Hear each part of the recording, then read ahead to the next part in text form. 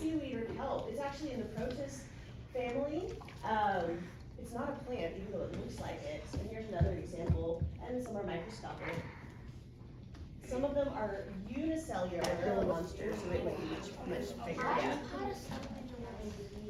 Yeah, salamanders you can find in our creeks here. So reptiles and amphibians, they may have a similar body shape, but they are very different. These are their characteristics. Another part of vertebrates are birds. Have you ever seen a bird's skeleton? Are you guys caring about what you can touch and what you can't? I like the fact that you are being conscientious of the animals that we have. Anything with fur or feathers that is taxidermy, I would like you to not touch because for example, these birds, they're very fragile, but this bird, which is made of plastic, you may touch.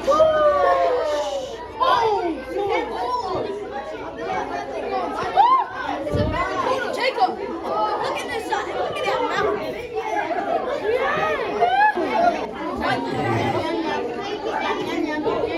What is that? Snake.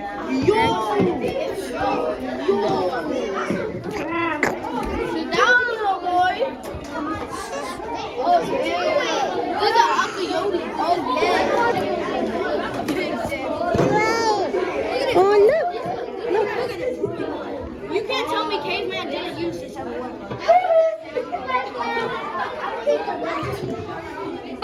Get back to work. What is this? Imagine we were touching like this or something. Oh, this is a baby. Except for the no. Why? Why? Who made that? Get him. No, it's fine. I need you to put everything back very much on the table and come back to our seats. You're not touching? So here's how this is going to work. If you would like, I'm going to walk by. If you would like to touch her, hold out two fingers, put them together, and you're going to touch her back. And you can feel her skin. She's a reptile, just like we talked about. So she's not slimy. She has smooth skin. She's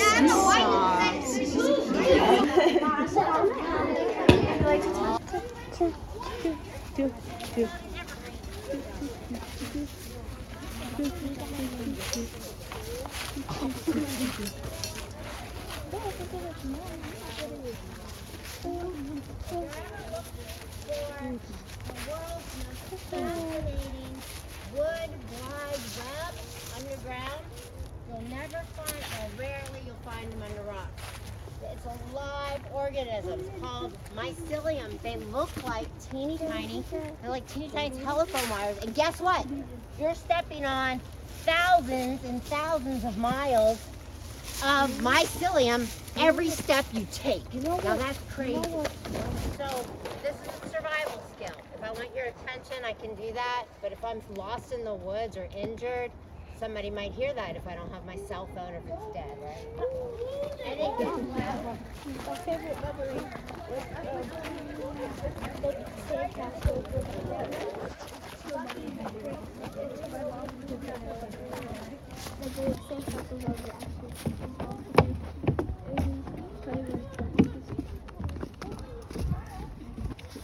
There's another one. He said this relationship was the floor. He always falls. He'd be like, yo! I thought you were left behind. Up there. Wow. It's wonderful!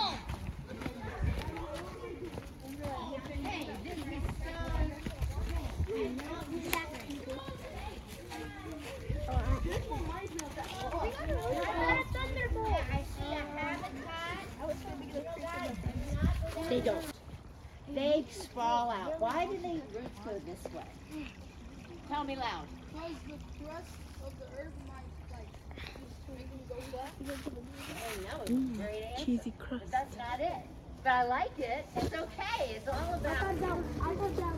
We've been walking for days. We're lost in the woods. Watch your step. I don't care. Anything you'd like to say? I think it's true. No. My own energy. Okay, smile real quick. We're lost. think I see Bigfoot, Dominic.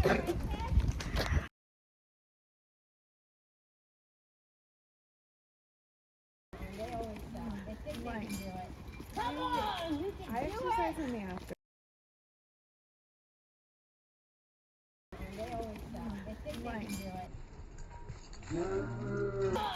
I exercise in the afternoon. Actually, We just finished dying well, we have lots on the of trail, right? many venomous snakes. But the two we have that are non-venomous eat the venomous.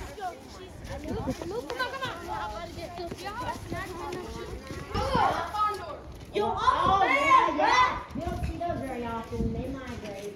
What about the bald eagle is bad. They figure it out. See, but I do have a flashlight, but look at him. This is the smartest box turtle I've ever seen in my life because he's deformed. So he has been in captivity his whole life, or he would die because he can't get in his shell. Somebody had him as a pet as a baby and did not give him the right lighting or the calcium. You have to have the right lighting for your snake too. Where's the tree fall? Oh, there you go. Oh yeah, you found it. Come and when you're a graduate from college with that biology, educational biology degree, venomous snakes that eat, there's two types of non-venomous snakes in Georgia that eat venomous snakes. And they are called the rat snake, which can be brown and black.